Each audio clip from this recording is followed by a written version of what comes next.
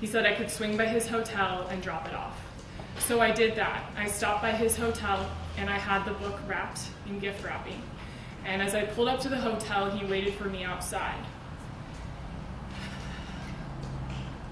I got out and handed him the book, and we hugged, and he was so excited about it and was so happy to see me and asked me to park my car across the street because we hadn't seen each other in quite a while. He wanted to catch up and hear how things were going with the book. I agreed. I parked my car across the street, and as I walked into the hotel with him, I anticipated us walking into the lobby where we would hang out and catch up. And he started to walk towards the elevators. And I asked him where we were going, and he said up to his room. And I asked him why we were going up to his room, and he said because the players on his team were in the lobby and he could not be around them. He didn't want to be seen in the lobby with the players.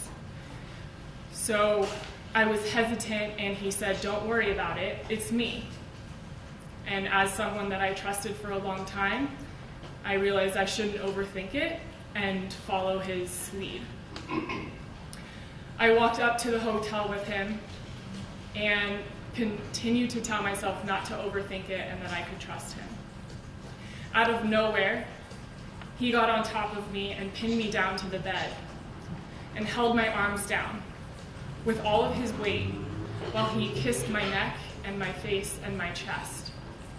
And as I kept asking him to please stop and to get off, he laughed at me.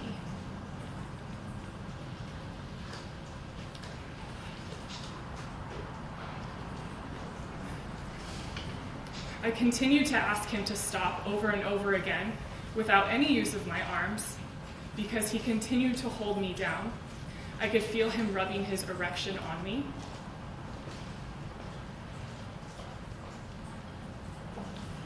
And he continued to laugh at all of my pleas to get off and to stop.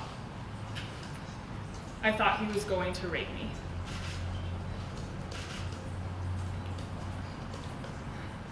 I finally was able to get up after what felt like forever, and I immediately jumped up to leave the room, and he came around and grabbed me from behind and again held my arms down so I could not move, and started kissing my neck again. I kept begging him to please let go and to please stop, and he continued to laugh in my ear.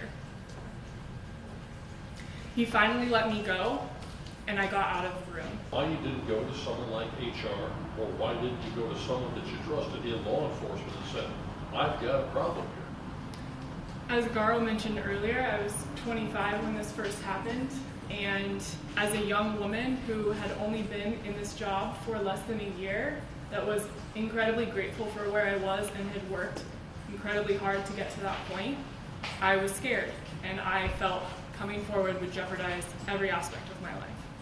Why no police report now? Why no pursuit of a criminal case? Is there a statute of limitations on criminal charges? Can you explain that? You know, our interest is not to have Mr. Walton put in jail or to be investigated by the police necessarily.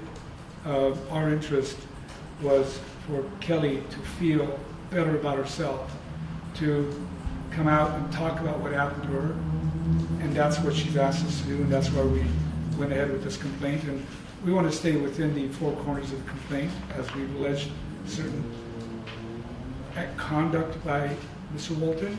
As far as going to the police, you've heard her describe why she didn't do it back then, and more often than not, if you go to the police a few years later, it's very difficult to put together a case where you have to prove beyond a reasonable doubt. The standard of care is much higher, and so police departments are not very likely to get involved in a case this old. Is there any evidence of any kind? Photos, videos? I'm not going to answer that question. I think when these things happen, you don't have cameras rolling, you don't stop taking photos. This was not in a public location, so to suggest evidence is what witnesses say they heard, saw, touched, felt. That's evidence. You don't necessarily have to have pictures and documentary evidence to prove your case. So evidence is the believability of a witness.